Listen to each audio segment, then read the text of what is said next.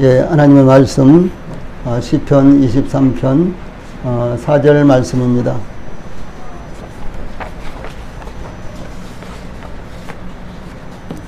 하나님의 말씀 시편 23편 4절 말씀입니다. 제가 먼저 봉독을 해드리겠습니다.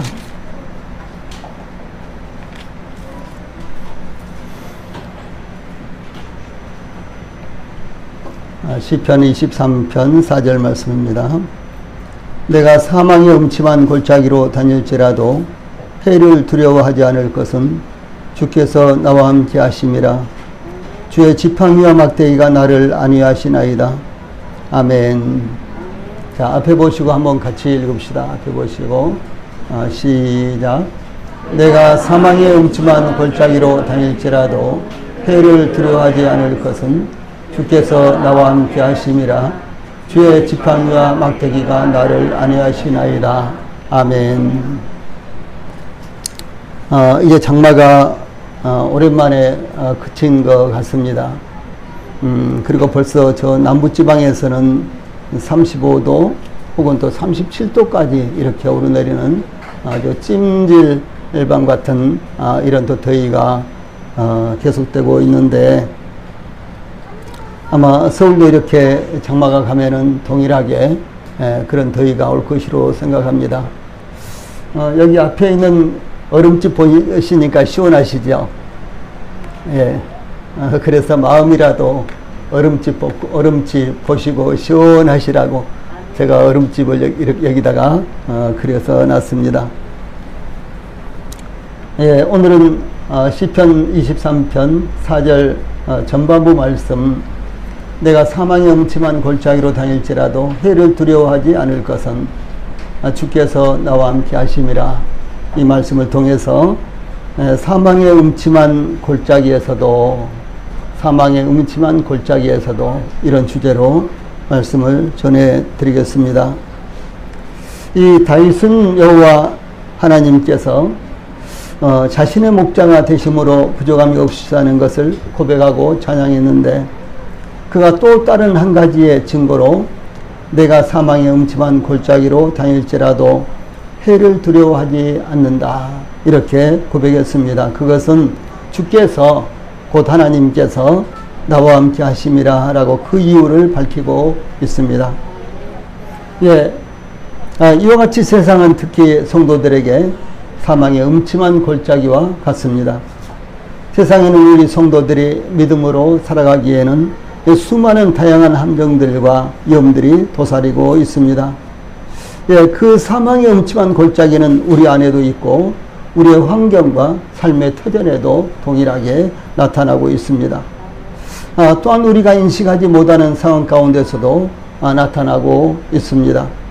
마치 제자들이 주님을 모시고 갈릴리 호수를 건너가는데 난데없이 돌풍이 몰아쳐서 그 배에 물이 들어와 제자들의 힘으로는 더 이상 배를 통제할 수 없는 상황에서 이 세상에 사망의 음침한 골짜기에 빠져있는 이와 같은 모습도 볼 수가 있는 것입니다.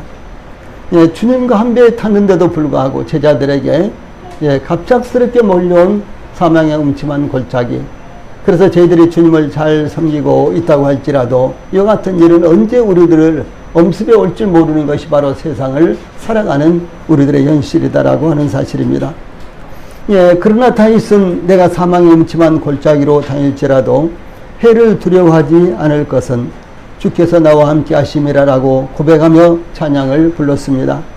예, 그러므로 우리 성도들도 사망의 음침한 골짜기와 같은 세상을 살아가면서 이 다윗처럼 고백하며 찬양할 수 있게 되기를, 이 본문을 통해서 교훈을 받고 그와 같은 삶을 살게 되시기를 바랍니다. 제일 먼저 이 본문을 통해서 그러면은 사망의 음침한 골짜기는 무엇인가, 여기서부터 상고를 해보도록 하겠습니다. 예, 사망의 음침한 골짜기, 이런 말씀 여기 나오죠. 그런데 이 사망의 음침한, 여기에 해당되는 히브리어는 그림자를 뜻하는 말과요, 죽음을 뜻하는 이런 말이 이제 죽음을 의미하는 이와 같은 단어의 합성어로서 이루어져 있습니다. 여기 사용된 그림자라는 단어는 흑암과 같은 뜻으로 광산 통로에 암흑, 그러니까 저 깊은 땅 속에 광산이 있잖아요. 그럼 거기가 얼마나 어둡겠어요. 요즘은 지금은 뭐 현대화되어 있기 때문에 다들 전기불을 켜고 그렇습니다만은 저 다윗 시대라든가 예수님 당시에는 그때도 깊은 갱도가 있었어요. 그래서 그 갱도에 들어가서 여러 가지 광석들을 캐냈는데 그 안에 들어가면 얼마나 칠흑같이 어두웠겠어요. 그렇죠. 이제 그런 것들을 의미하고요. 또 그런가 하면 또 욥기 10장 21절 등등에는 이 사자의 죽은 사람의 거처의 어두움. 죽은 사람, 이제 구약 시대에는 사람이 죽으면 깜깜한 어둠 가운데로 들어간다. 이렇게 생각을 했어요. 그래서 사자의 거처의 어두움, 이런 말씀도 되고요. 그 다음에 또 아모스 5장 8절에서는 창조 이전의 어두움. 그래서 빛이 있으나 이렇게 하나님께서 창세기 1장 3절에 말씀하셨죠. 그 전에는 어땠을까요? 모든 것이 깜깜했습니다. 예, 깜깜이 무엇인지도 모를 정도로 모든 것이 다 깜깜했는데 그때 하나님께서 빛이 있으라. 그러니까 빛이 있었고 그 빛이 하나님의 보시기에 좋았더라. 이렇게 기록이 되어 있죠. 예, 그래서 이제 이런 데 사용되는 이런 낱말입니다. 그러므로 이 본문에 사용된 음침한, 다시 말해서 그림자라는 말과 같아요. 음침한, 이 그림자라는 이 말은 아주 강력한 이와 같은 어두움을 의미하는 단어로서 죽음을 상징하는 그런 말입니다. 그러므로 사망의 음침한 이와 같은 말은요, 죽음의 그늘, 사망의 그늘이라는 말로 성경에 아주 많이 사용됐습니다. 여기 이제 시편 23편에는 사망의 음침한 이렇게 이제 번역이 됐는데요. 다른 곳에서는 죽음의 그늘, 사망의 그늘 이런 말씀으로 아주 다양하게 아주 많이 이렇게 사용이 되었습니다. 예, 또한 다윗은 다윗이 양을 치던 유다 산지나 사울 왕에게 쫓겨다니던 산지나 요새는 대부분 산지로 이루어져 있었기 때문에 그 사이사이에는 어두운 골짜기, 즉 계곡이 일반적으로 대단히 많았습니다.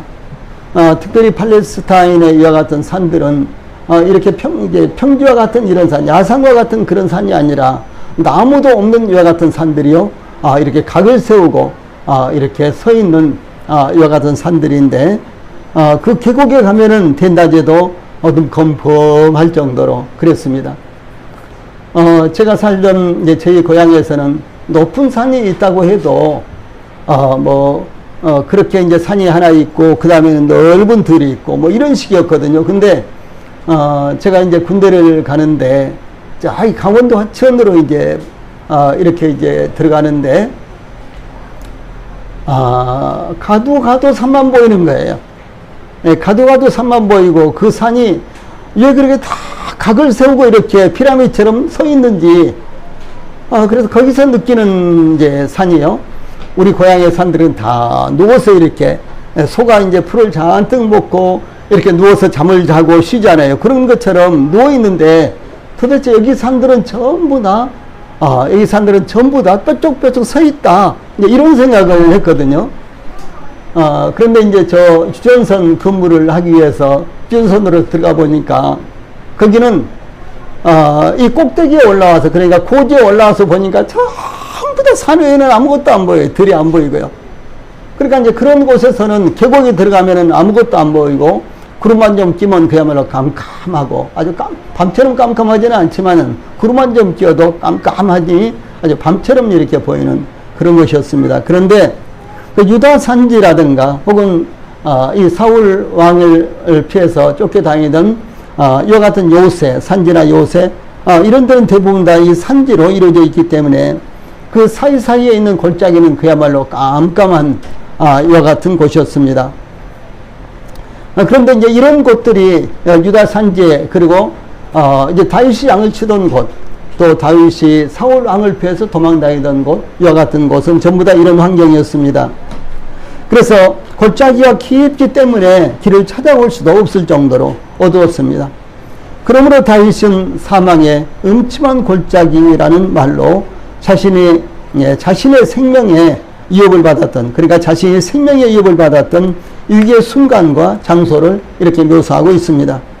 마치 죽음의 그림자가 들어오는 것 같은 순간들, 더 이상 살아날 방도가 없는 것처럼 보이는 이 막다른 이 골목에 처했던 자신의 상황을 여기에 사망의 음침한 골짜기라고 이렇게 표현을 하고 있는 것입니다.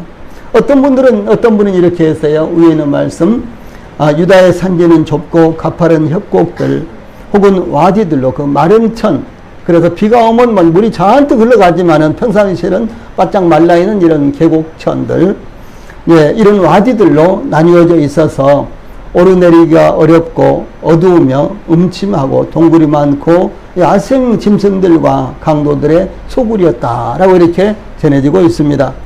만약 양들이 이와 같은 골짜기에서 목자를 잃어버린다면은 양들은 필연적으로 방향 감각과 길을 잃어버리기 때문에 양들을 노리는 맹수들의 먹이가 될 것은 아주 필연적이었습니다. 예, 그러므로 다윗이 경험한 내가 사망의 음침한 골짜기로 다닐지라도 라는 이와 같은 고백은요, 그의 힘으로는 도저히 벗어날 수 없는 이 길을 맞았던 것을 의미합니다. 사울 왕이 악령에 사로잡혀 다윗이 사울 왕 앞에서 수금을 타고 있는데, 예, 사울 왕이 갑자기 다윗을 향해서 창을 2번이나 던졌어요. 그런데 그 창이 다윗 뒤에 벽에 탁 꽂혔습니다. 이런 위기의 순간이 2번이나 왔는데, 예, 다윗이 하나님의 은혜로 피할 수가 있었습니다. 또 다윗이 사울을 피해서 도망쳐서 그의 집으로 가자 이 사울 왕이 그의 전령들을 이 다윗의 집으로 보내서 아침에는 죽이려고 집을 포위하고 있었습니다. 그런데 다윗의 아내요, 참 신기하게도 다윗의 아내요 또 사울 왕의 딸 미갈이 이것을 알고 다윗에게 당신이 이 밤에 당신의 생명을 구하지 아니하면 내일은 죽임을 당하리이다, 이렇게 하면서 다윗을 창에서 달아내려서 도망치게 했습니다. 미갈은 시간을 벌기 위해서 우상을 가져다가 침상에 누이고 염소털로 엮은 것을 그 머리에 씌우고 의복으로 덮어놓으므로, 예, 다윗이 아주 극적으로 도망을 칠 수 있는 이와 같은 시간을 벌게 했습니다. 그야말로 사망의 음침한 골짜기를 아주 통과하는 이와 같은 순간이었습니다. 예, 믿음의 사람들은 이와 같이 사망의 음침한 골짜기를 통과하는 순간을 경험했습니다. 특히 자신의 잘못이 없는데도 불구하고 사망의 음침한 골짜기를 통과하게 되는 것입니다.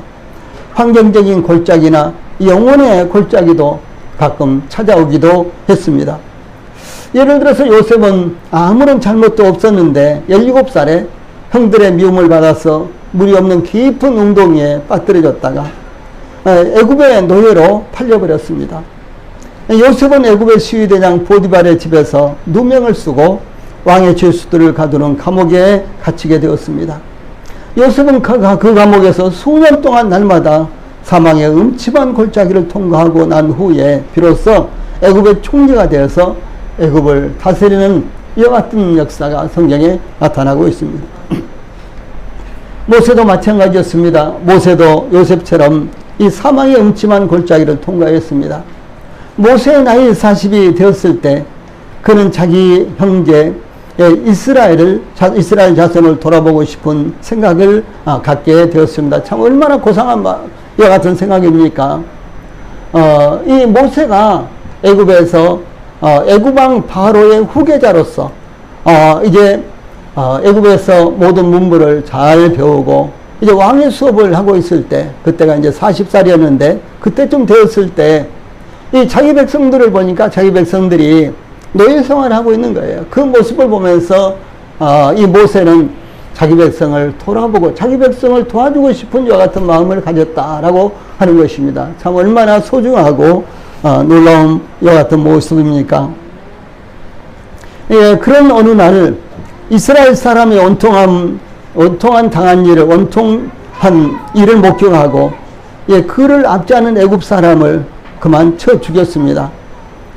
그가 이렇게 생각했어요. 사도행전 7장 25절에 보면 그는 그의 형제들이 하나님께서 자기 손을 통하여 구원해 주시는 것을 깨달으리라고 생각했으나 그들이 깨닫지 못하였더라, 이렇게 했어요. 그래서 이 일을 통해서 이 모세는 자기 백성 이스라엘 백성들이 하나로 뭉쳐져서 이제 애굽에서 권리를 찾고 이 정상적인 삶을 살기를 원했고 자기가 그것을 도와주고 서포트해 주기를 원했는데 불행하게도 이스라엘 백성들은 그것을 깨닫지 못했더라라고 하는 사실입니다. 그런데 이 모세는 그 사건으로 인해서 정처 없이 도망을 쳐서 뜨거운 태양과 모래밖에 없는 미디안 광야에서 무려 이 40년이라는 긴 세월을 보냈습니다.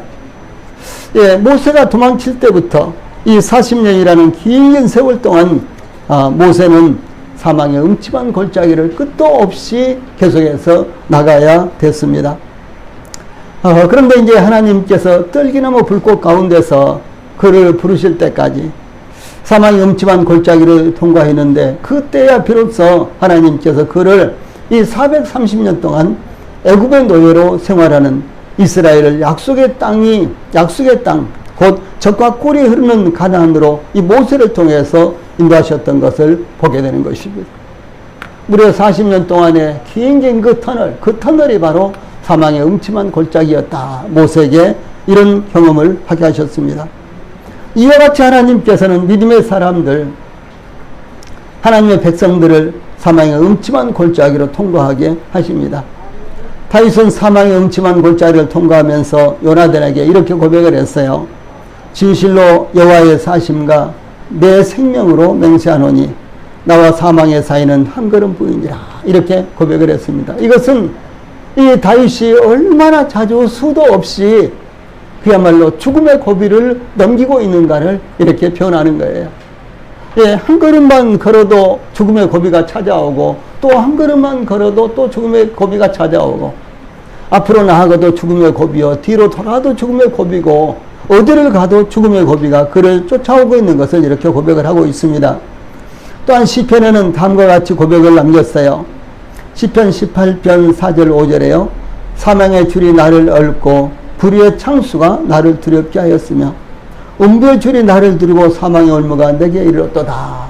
다시 말해서 이 사망이라는 이 쇠사슬에 자기가 꽁꽁 묶여서 꿈쩍도 못하고 이제 죽을 고비를 당하고 있는 이와 같은 모습을 말하고 있고요. 그 다음에 이 홍수가 몰아쳐서 홍수에 떠밀려서 지금 이 떠밀어가는 이와 같은 모습으로 자신을 표현하고 있다는 것이죠. 자기로서는 도저히 헤쳐나갈 수 있는 이와 같은 길이 없고 자기 능력으로는 불가능한 이와 같은 상황, 그것이 바로 사망의 음침한 골짜기다 라고 다윗은 이렇게 설명을 하고 있습니다. 자, 두 번째로는 그러면 사망의 음침한 골짜기에서 어떤 자세를 가져야 되겠는가. 처음에 제가 말씀드렸습니다만 저희들도 이 마지막 시대라는 이 세상을 살면서요, 이제 육체적으로 혹은 정신적으로 혹은 영적으로 우리가 자주 사망의 음침한 골짜기를 경험하게 됩니다. 그런데 이와 같은 이제 서서히 이와 같은 문제가 닥쳐온다면은 어떤 내성이 길러지지만은 이 갑작스럽게 그와 같은 어려움들이 왔을 때요, 당황하게 되고 어찌할 바를 모르게 되고 그러죠. 이랬을 때 어떻게 될 것인가. 이 다윗도 전혀 예상치 못했는데 사울 왕이 악신이 들어서 이 다윗을 초청에다가 다윗 앞에서 수금을 타게 했어요. 그러니까 다윗 앞에서 수금을 타게 하니까 다윗이 수금을 타니까 사울의 악신이 떠나고 사울이 아주 기분 좋아지고 정상적이 됐거든요. 그런데 그때 갑자기 사울 왕이 창을 들고 다윗을 치는 거예요. 얼마나 위기일발의 순간입니까? 이런 순간을 두 번이나 다윗은 경험했다는 것이죠. 그런데 이런 일을 당할 때 그러면 다윗은 어떻게 했는가라는 사실입니다. 그래서 사망의 음침한 골짜기를 지나가야 할 때 어떤 자세를 가져야 될까요? 이 다윗은 고백하기를 내가 사망의 음침한 골짜기를 다닐지라도 해를 두려워하지 않을 것은, 이게 않을 것은 앞으로 않겠다 이런 말이에요. 내가 안 왔다 이제 그런 의미도 되지만 여기 미래형으로 되어 있습니다. 그래서 않을 것은 주께서 나와 함께 하시기 때문에 나는 절대로 두려워하지 않겠다라고 다윗이 이렇게 고백을 하고 있는 것입니다. 사망의 음침한 골짜기를 다닐지라도 해를 두려워하지 않는다라고 하는 것입니다. 그것은 하나님께서 자신과 함께 하시기 때문이다 라고 이렇게 고백했습니다. 여기서 해를 당하지, 해라는 말은요, 해롭게 하는 것을 말합니다. 즉 나쁜, 사악한, 불행한, 비참한 이런 뜻이 있는 이런 부정적인 단어인데, 그러므로 어떤 불행한 일, 재앙이 닥칠지라도 불행한 일이나 재앙이 자신을 절대로 해롭게 하지 못할 것이라는 믿음을 가지고 있었다는 것이 이 다윗의 고백이 되는 것입니다. 이 본문에 해를 두려워하지 않을 것은이라는 말씀은 히브리어 성경에는 재앙을 두려워하지 않을 것이다 이렇게 되어 있어요. 내가 재앙을 두려워하지 않을 것은 그런 말입니다. 또 영어 성경에는 I will fear no evil 이렇게 되어 있어요. 그래서 나는 악을 두려워하지 않을 것이다 이렇게 일반적으로 영어 성경들은 번역을 하고 있습니다. 예, 그러므로 다윗은 어떤 위협이나 생명의 위기와 부딪히더라도 두려워하지 않을 것이라는 이와 같은 믿음을 갖고 있었습니다. 나는 절대로 두려워하지 않을 것이다. 왜? 주님이 나와 함께 계시기 때문에 이렇게 다윗은 고백을 한 것입니다. 예, 그래서 다윗은 그 같은 위기가 닥쳤을 때 그런 일이 일어나면 어떻게 할까? 어디로 숨고 피할까? 어떻게 도망칠까? 어떻게 대항을 하여 싸울까? 이런 걱정과 근심 가운데 쌓여 있지는 않았습니다. 그 이유가 무엇이었다고 고백하고 있습니까? 하나님을 믿는 믿음을 가졌기 때문에 그렇습니다. 이게 시편의 121편에요. 성전에 올라가는 노래입니다. 이 성전에 올라가는 노래, 즉 하나님 앞에 나가는 자들의 이 노래에는 다음과 같은 고백이 나타나고 있습니다. 이 성전에 올라가는 나라는 노래는요, 뭐 여러 가지 이제 의미가 담겨져 있습니다. 저 절기가 되면 1년에 3번씩 그 절기에는 1년에 3번씩 오는 그 절기에는 모든 이스라엘 백성들이 중앙성소에 가서, 그리고 중앙성소가 실로에 있을 때는 실로로 가고, 또 중앙성소가 이제 성전이 건축돼 가지고 예루살렘 성전이 건축된 다음에는 예루살렘 성전에 모이고, 이렇게 해서요 1년에 3차례는 모든 이스라엘 남자들은 전부 다 이제 그 성전에 모여서 하나님 앞에 예배를 드려야 되는 거예요. 그리고 예배를 드리러 갈 때는 빈손으로 가면 안 되고 자기의 소산이라든가 자기의 수익을 가지고 하나님 앞에 이렇게 나아가야 되는 것입니다. 예, 그런데 이제 이스라엘 백성들이 남쪽에 뭐 부엘세바라든가 헤브론이라든가 아니면 북쪽에 단이라든가 아니면 요단강 동쪽에 루벤 지파, 갓 지파, 므낫 지파가 있죠. 이런 이제 모든 이스라엘 백성들의 이제 남자들이 예물을 가지고 절기에 맞춰서 예루살렘으로 올라가는데 더러는 온 가족을 이끌고 함께 가기도 했습니다. 많은 우리가 이제 누가복음에서 보면은 주님이 아주 어렸을 때 12살 때였죠. 그때 이제 마리아하고 그다음에 요셉과 마리아가 이제 예루살렘으로 예배를 드려가는데 예수님을 모시고 이렇게 가잖아요. 12살짜리 예수님을요. 그래서 이와 같은 절기가 되면 모든 이스라엘 백성들은 모든 가족이 그냥 함께 예루살렘을 올라가기도 하고 더러는 이제 뭐 남자만 가기도 하고 부부가 함께 가기도 하고 이렇게 했습니다. 그러면 이제 어떤 곳에서는 저 남쪽의 부엘세바에서는요 빨리 가도 3일 5일이 걸렸습니다. 예루살렘까지요. 저 단이라든가 그런 쪽에서 마찬가지고 요단강 동쪽에 있는 지파들도 한 3일 내지 5일씩 이렇게 예루살렘까지 오려면 걸렸습니다. 그런데 그 예루살렘까지 이렇게 오면서요. 그 당시에 대부분 다 걸어서 왔죠. 걸어서 오면서 여기 시편 121편을 노래를 부르면서 이렇게 왔어요. 요즘 저는 이제 뭐 아침 저녁으로 또 식사하면은 이제 잠깐 쉬었다가 계속해서 운동을 합니다. 운동을 해야 될 그런 이제 상황이고, 벌써 제가 시술을 한 지가 2달이 좀 지났어요. 3개월까지는 일단, 그렇게 열심히 운동을 하고, 3개월이 지나면은 또 다시 진단을 받아서 어떻게 또 이제, 이제 건강 관리를 할 것인가, 이제 이렇게 다시, 또, 진단을 받게 되는데, 지금은 아주 열심히 이제 운동을 해야 될 그런 이제 상황입니다. 그래서 지금 체중이 6, 7kg 빠졌어요. 식사로도 조절을 하고 운동도 많이 하고 그래서 6, 7kg, 뭐 8kg 이렇게 지금 빠졌는데요. 그러니까 1시간 정도 이렇게 뭐 걷는다거나 뭐 또 한 10분 정도 이렇게 걸어도요. 부지런히 걸으니까 참 힘들고 시간도 안 가고 그렇습니다. 병원에서도 처음에는 50분간 이 러닝머신에서 5분 동안 빨리 걷다가 또 5분 동안 아주 천천히 걷다가 또 5분 동안 빨리 걷다가 천천히 걷다가 이렇게 했는데 그 다음에는 이제 또 4분 동안 빨리 걷다가 또 4분 동안 천천히 걷다가 그래요. 요즘은 이제 3분 동안 빨리 걷고 또 3분 동안 또 천천히 걷고 그 다음에 3분 동안 빨리 걷고 이렇게 하거든요. 그만큼 이제 옛날에 5분 동안 걷고 5분 동안 쉬어야 되던 것이 지금 3분 동안 걷고 3분 동안 쉬면 원상태가 회복이 될 정도래요. 이렇게 이제 많이 회복이 됐습니다.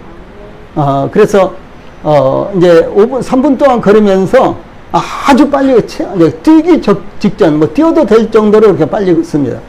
그 다음에 이제 경사를 마구 이렇게 높여가지고 이렇게 걷는데 처음에 50분간을 그렇게 하는데요. 너무 지루하고 지치고 내가 살기 위해서 하는 것인가?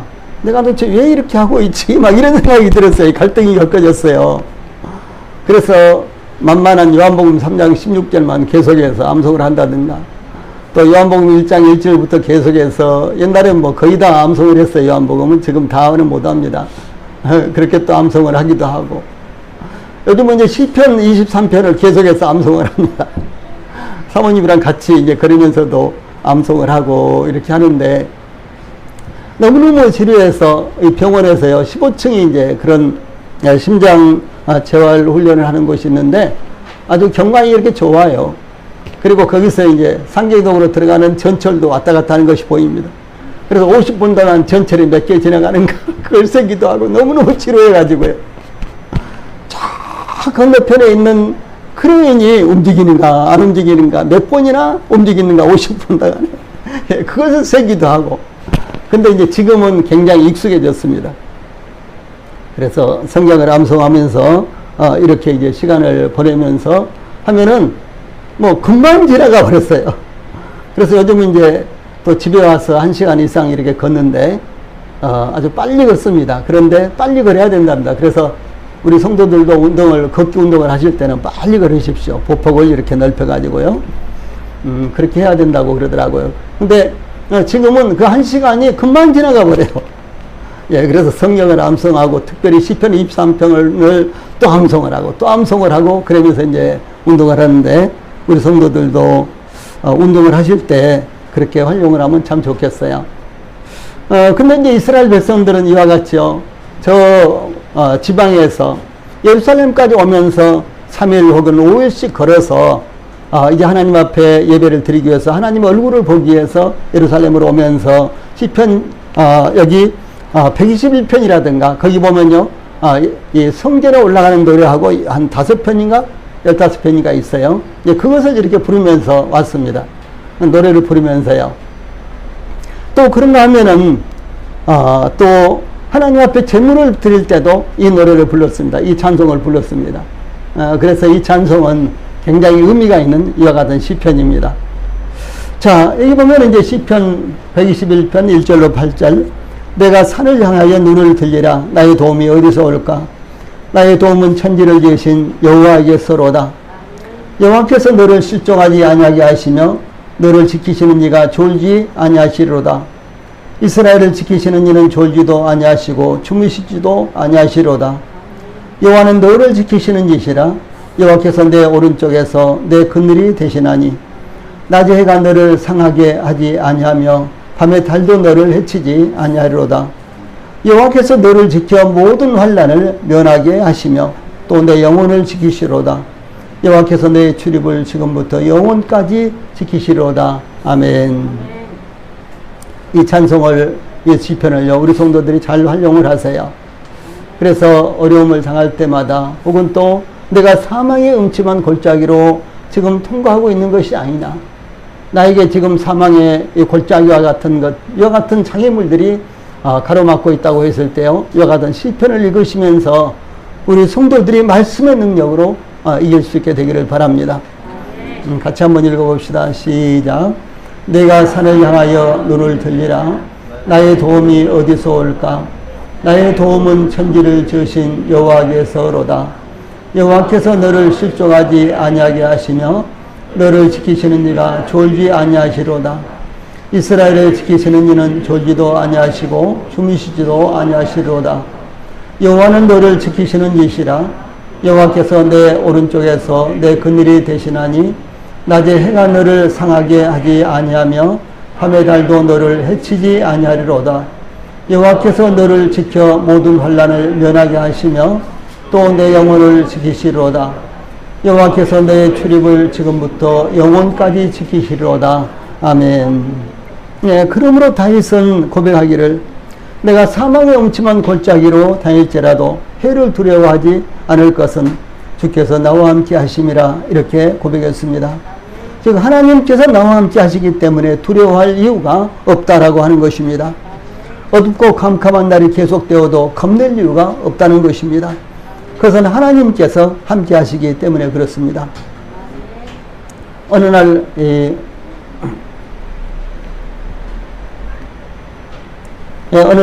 마틴 루터가 종교개혁자죠. 기독교 개혁자인 마틴 루터가 크게 낙심을 하고요. 코를 그야말로 석자나 넉자나 빼고 있을 때 그 어느 날 그의 아내가 상복을 입고 나타났습니다. 그래야 루터가 누가 죽었어? 이렇게 묻자 그의 아내는 하나님이 죽었습니다. 이렇게 대답을 했어요. 이 루터는 괜한 소리 그만하시오. 괜한 소리 그만두시오. 하나님은 영원 불멸하시는 분이시오. 지금까지도 살아 계셨으며 앞으로도 영원히 살아 계실 것이오. 이렇게 루터가 소리를 쳤습니다. 예, 그때 루터의 아내는 그러나 당신은 마치 하나님이 죽은 것처럼 행동하고 있지 않은가요? 이렇게 되물었습니다. 그때 루터는 아내의 뜻을 깨달았습니다. 우리는 우리의 계획과 생각 속에서 혹시 하나님께서 잠자고 계신 것이 아닌가? 혹시 하나님께서 죽은 것처럼 나타나지 아니하시고 계신 것이 아닌가? 다시 말해서 우리를 외면하고 계시는 하나님을 혹시 우리가 생각하고 있는지도 모르겠습니다. 그래서 항상 살아계셔서 저희들과 함께 하시는 하나님, 그 하나님을 우리가 인식하고 우리의 믿음 가운데서 순간순간 경험을 할 때 우리에게 말씀의 능력이 나타난다라고 하는 사실입니다. 세 번째로는 사망의 음침한 골짜기를 어떻게 통과해야 될까라는 부분입니다. 그런데 다윗과 같이 잘못도 없는 성도들이 때때로 이 사망의 음침한 골짜기를 통과해야 되는 이유는 무엇일까요? 누구나 자기 자녀나 자기 가족들은 편안하게 고생하지 않고 생활하게 하려고 애를 쓰고 있습니다. 그렇죠? 나는 고생했더라도 내 자식만은 시키지 말아야지. 나는 이렇게 살아도 내 자식만은 그렇게 살지 않도록 해야지. 특별히 우리 한국 사람들은요, 옛날부터 갖가지 많은 이 외부적인 이와 같은 환경 때문에 고난을 받아왔기 때문에 특별히 자녀들에 대해서는 특별한 애착을 갖고 자녀들 교육에 힘을 쏟고 있습니다.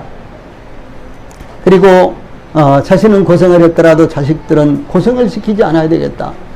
서양 사람들이라든가 그런 사람들은 그러지 않습니다. 그런데 특별히 우리 한국 사람들은 유난히 이와 같은 마음을 갖고 있습니다. 그래서 자기가 했던 고생은 더더욱 자식들이나 이 가족들에게 시키려고 하지 않습니다. 예, 그런데 왜 하나님은 자기 소유로 삼은 백성들에게 사망의 음침한 골짜기를 경험하게 할까요? 그런데 때때로 낙심하고 지치며 마치 홀로 내동댕이 쳐진 것처럼 여겨지고 모든 것을 포기하고 싶을 때가 있을 때에도 하나님께서 응답하지 않는 것처럼 자신을 숨기고 계신 것은 무슨 이유일까요? 예, 이런 상황이 왔을 때 우리는 어떻게 대처해야 될까요? 첫째, 하나님께서 성도들을 사망의 음침한 골짜기로 통과하게 하시는 것은 성도들의 믿음의 연단을 위한 것이다 라는 사실입니다. 저 광산에서 금을 캐면은 보석도 마찬가지예요. 예를 들어서 이제 루비라든가 사파이어라든가 에메랄드 같은 이런 원석은요, 큰 바위로 된 그런 바위로 이루어진 광산 속에서 이렇게 나옵니다. 그러면 이제 그런 원석을 전부 다 깨내고 그래도 그 중에서 이제 돈이 될 만한 좀 가치가 있는 원석을 뭐 이만큼 만들거나 뭐 이만큼 이제 빼내는 거예요. 돌멩이 다 떼내고요. 예, 그런데 이제 이 원석들을 우리가 이렇게 볼 때 뭐 반지 같은 건 조그맣잖아요. 그렇죠? 예, 거기서 엄청나게 큰 돌에서 조그마한 보석이 하나 나오는 거예요. 예, 그러니까 이 보석의 값이요, 가치가 있는 것입니다. 그런데 이제 금을 캐면은 금덩이가 이렇게 이만큼씩, 뭐 이만큼씩요, 그냥 바위 속이라든가 흙 속에서 쑥쑥 나오는 거 아니에요. 예, 금은, 이런 바위 속에 꼭 마치 실오라기처럼, 실날처럼 이렇게 이 금맥이 있습니다. 그래서 이제 그런 바위를 캐다가요, 그런 바위를 캐다가 그것을 가루가 되게 빠는 거예요. 가루가 되게 빠는 것입니다. 그래가지고 물에다가 이제 이렇게 넣으면은요, 이 가루가 된 돌멩이들은 그 물에 의해서 전부 다 날아가고 제일 밑에 금만 쫙 남는 거예요. 근데 그 금이 100% 금 아닙니다. 그러면 또 다시 그 금을요, 이제 불에다가 이제 이렇게 용광로에다 놓고 불에다가 달구면은 금은 무겁기 때문에 밑으로 가라앉고 돌멩이라든가 쇠라든가 뭐 각종 이와 같은 철광석 아니면 또 이 돌 종류 이런 것들은 위로 뜹니다. 그러면 그것을 건져내고 몇 번이나 이렇게 한 다음에요. 그 다음에 이제 이만큼만 금덩이가 나오지 않겠어요? 그러면 그것을 이번에는 빨갛게 달군 다음에 한 마리 때리는 것입니다. 계속 한 마리 때리는 거예요. 그러면은 그 금덩이 속에 있는 이물질들이 전부 다 이렇게 떨어져 나가는 것입니다. 그래서 반복해서 그 사람은 나중에 99.99% 24금이 나오는 거예요. 우리나라에서는 99.99까지 지금 만들어냅니다. 그런데 일본에서는 99.9999까지 이렇게 금도 만들어내는 거예요. 일본이 세계 최고의 이런 재련 기술을 갖고 있습니다. 예, 그래서 이제 우리의 믿음도 마찬가지입니다. 우리의 믿음도, 이 좋지 않은 찌꺼기가 잔뜩 들어있는 거예요. 예, 여러분들의 믿음 가운데도 그렇습니다. 여러분들의 믿음이요, 순수한 믿음. 여러분들의 믿음이 100%의 믿음이 돼야 되는데 그렇지 못하고요, 여러분들의 믿음 가운데 예, 좋지 않는 불순물들이 그 속에 있다는 사실이에요. 여러분들이 잘 인식을 하지 못해도 때때로 있고요, 여러분들이 인식을 해도 고쳐지지 않는 이와 같은 불순물들이 여러분의 믿음 가운데 들어있는 거예요. 그래서 이와 같은 이제 믿음의 연단을 통해서 이 순수한 믿음이 되도록 이렇게 하나님께서 역사를 하시는 것입니다. 그래서 이와 같은 이제 믿음의 연단, 바로 사망의 음침한 골짜기를 통과함으로 말미암아 순수한 믿음을 만들어낼 수 있도록 이렇게 하는 것입니다. 이 사도 바울은 로마서 5장 3절로 4절에서 우리가 환난 중에도 즐거워하나니 이는 환난은 인내를, 인내는 연단은 소망을 이루는 줄 알미니라, 이렇게 증거했고요. 또 사도 베드로는 베드로전서 1장 6절로 9절에서 그러므로 너희가 이제 여러 가지 시험으로 말미암아 잠깐 근심하게 되지 않을 수 없으나 오히려 크게 기뻐하는도다. 이 시험을 받는데 오히려 기뻐한다는 말이에요. 왜 그러냐? 너희 믿음의 확실함은 불로 연단하여도 없어질 금보다 더 귀하여 예수 그리스도께서 나타나실 때 칭찬과 영광과 존귀를 얻게 할 것이니라. 예수를 너희가 보지 못하였으나 사랑하는도다. 이제도 보지 못하나 믿고 말할 수 없는 영광스러운 즐거움으로 기뻐하니 믿음의 결국 곧 영혼의 구원을 받음이라, 이렇게 증거했습니다. 그래서 믿음의 연단은 더 큰 기쁨을 주기 위해서 또한 더 귀하게 사용하시기 위한 하나님의 역사이십니다. 다윗도 이와 같은 믿음의 연단을 통해서 하나님의 사람으로 더욱 합당한 사람이 되어갔던 것입니다. 예, 두 번째로 하나님께서 성도들을 사망의 음침한 골짜기를 통과하게 하시는 것은 하나님만을 의지하며 하나님의 주권을 인정하게 하기 위한 것입니다. 우리는 뜻하지 않게 사망의 음침한 골짜기를 통과하면서 낭망하기도 합니다. 또 하나님을 의심하기도 합니다. 선한 계획을 포기하기도 합니다. 수많은 갈등 가운데 휩싸이기도 합니다. 이 다윗은 선지자 사무엘로부터 이스라엘 왕으로 기름 부음을 받았다는 단 한 가지 이유, 더 나아가서 다윗이 전장에 나가면은 목숨을 걸고 용감하게 싸워서 백전백승한다는 이유로 이 사울 왕의 미움과 질투로 10여 년 동안이나 사망의 음침한 골짜기를 지나게 되었습니다. 다윗은 나라를 구한 장군이었기 때문에 요나단을 비롯해서 많은 백성들의 특별한 사랑을 받았습니다. 그러나 다윗이 사망의 음침한 골짜기에 들어갔을 때 대부분의 백성들은 그에게 등을 돌렸습니다. 오히려 다윗의 원수가 되었습니다. 이 다윗은 사울 왕을 떠나 홀로 도피 생활을 시작했습니다. 사망의 음침한 골짜기에서 언제 벗어나게 될지 기약이 없었습니다. 그러므로 오직 하나님만이 우리를 도우시는 분이시라는 것을 믿고 의지할 수밖에 없었다라고 하는 사실입니다. 세 번째, 하나님께서 성도들을 사망의 음침한 골짜기로 통과하게 하시는 것은 우리의 믿음의 현주소를 하나님 앞에서 냉정하게 볼 수 있게 하기 위한 것입니다. 좋을 때는 다 믿음이 좋죠. 다 100점짜리입니다. 그러나 조금만 어려움이 있어도요. 그 믿음이 50점밖에 안 되는지 아니면은 20점짜리밖에 안 되는지, 이와 같은 실상을 볼 수 있잖아요. 그래서 이 어려움이 왔을 때 비로소 우리의 믿음의 현주소를 알 수가 있다라고 하는 사실입니다. 때로는 우리가 사망의 음침한 골짜기에 들어서게 될 때 우리의 죄 때문일 수도 있는 것입니다. 우리가 죄 때문에요 사망의 음침한 골짜기에 들어갈 수도 있습니다. 하나님께서 다윗에 대해서 내가 이새의 아들 다윗을 만나니 내 마음에 맞는 사람이라 내 뜻을 다 이루겠다 이러면서 너무너무 하나님께서 좋아하셨어요. 그런데도 불구하고 그렇게 찬사를 하셨는데도 그의 죄로 인해서 사망의 음침한 골짜기를 통과하지 않으면 안 되었습니다. 첫째, 밧세바를 범하고 그의 남편 우리아를 죽게 했던 죄였습니다. 또한 하나님께서 원하시지 않는 인구조사를 감행했던 이런 죄였습니다. 다윗의 이와 같은 죄로 인해서 그의 가정이 파괴되고 이스라엘의 대대적인 살육이 감행되었습니다. 그러므로 다윗은 자신의 죄로 인해서 사망의 음침한 골짜기를 지나가지 않으면 안 되었던 것입니다. 이것을 나중에 다윗이 깨닫게 된 거예요. 그래서 인구조사를 한 후에 하나님의 징계로 말미암아 전염병이 발발되고 무려 7만 명의 백성들이 죽었습니다. 그때 다윗이 이렇게 하나님 앞에 기도했어요.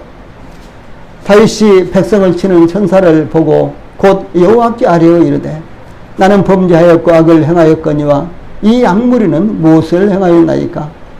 청하건대 주의 손으로 나와 내 아버지의 집을 주소서라고 요청했습니다. 그런데 다윗의 이 역사를 보면요, 그 전까지 다윗이 하나님께서 징계를 하시겠다고 말씀하셔도 다윗이 무릎을 꿇고 엎드려서 하나님 앞에 회개하지 않았어요.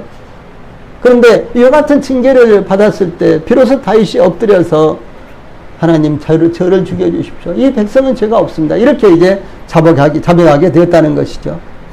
이와 같이 우리도 혹 사망의 음침한 골짜기를 지나가고 있다고 생각되었을 때, 이런 생각이 들 때 우리 자신을 되돌아보는 기회로 삼아야 되는 것입니다. 네 번째로, 하나님께서 성도들을 사망의 음침한 골짜기를 통과하게 하실 때 하나님에 대한 믿음이 변함없어야지만 이 사망의 음침한 골짜기를 통과할 수 있다, 벗어날 수 있다라고 하는 사실입니다. 다윗도 주께서 나와 함께 하심이라라고 고백함으로 다윗이 사망의 음침한 골짜기를 통과할 때에도 하나님께서 자신과 함께 하신다는 것을 고백을 했습니다. 그러므로 하나님께서는 우리가 어떤 상황에 처하든지 그 택하신 백성들에게 가장 좋은 것으로 주시는 분이시라는 변함없는 믿음을 가져야 되는 것입니다. 내가 잘못도 없는데 하나님이 괜히 내가 베들레헴 들에서 양들 잘 관리하고 있는데 얘 갑자기 나를 불러내서 왕으로 삼기다고 사무엘 선지자를 통해서 기름을 부어놓고 나를 이렇게 죽이려고 나를 사망의 음침한 골짜기로 몰아넣는가? 다윗이 원망하려면 얼마든지 원망하고 다윗이 불평하려면 얼마든지 불평할 수 있었습니다. 그런데도 불구하고 다윗은 내가 비록 사망의 음침한 골짜기를 다니고 있지만은 하나님께서 나와 함께 하시기 때문에 나는 기쁨으로 두려워하지 않고 이 길을 감당하겠다, 이렇게 다윗이 고백을 했다는 것이죠. 그래서 우리 성도들도 동일하게 그런 마음을 가지시기 바랍니다. 주 예수님께서 산상수훈에서 이렇게 말씀하셨어요. 가운데 말씀 같이 읽어봅시다. 시작. 너희가 악한 자라도 좋은 것으로 자식에게 줄 알거든 하물며 하늘에 계신 너희 아버지께서 구하는 자에게 좋은 것으로 주시지 않겠느냐. 그러므로 하나님을 기다리지 못해서 원망하지 마십시오. 또 불평하지 마십시오. 자, 제일 밑에 말씀 야고보서 1장 17절 시작. 각양 좋은 은사와 온전한 선물이 다 위로부터 빛들의 아버지께로서 내려오나니 그는 변함도 없으시고 회전하는 그림자도 없으시니라. 예, 유일하게 변함 없으시고 그러셔서요. 저희들에게 선한 것을 주시기를 원하신 하나님. 예, 그 하나님을 견고하게 의지하시기 바랍니다. 우리가 사망의 음침한 골짜기를 지나가고 있다고 생각될 때 어떻게 대처해야 되는가? 다윗은 내가 사망의 음침한 골짜기로 다닐지라도 해를 두려워하지 않을 것은 주께서 나와 함께 하심이라 이렇게 고백했습니다. 즉 다윗은 사망의 음침한 골짜기로 말미암아 어떤 상황이 일어나더라도 해를 두려워하지 않았던 것은 하나님께서 그와 함께 하시기 때문이라고 이렇게 믿고 고백을 했습니다. 예, 그러므로 우리 성도들이 사망의 음침한 골짜기를 혹 통과하게 되더라도 또 그런 마음이 들 때 어떤 경우에든지 다윗이 고백한 대로 주께서 나와 함께 하심이라 이렇게 고백한 이 다윗의 고백이 우리 모든 성도들의 고백이 되시기를 바랍니다.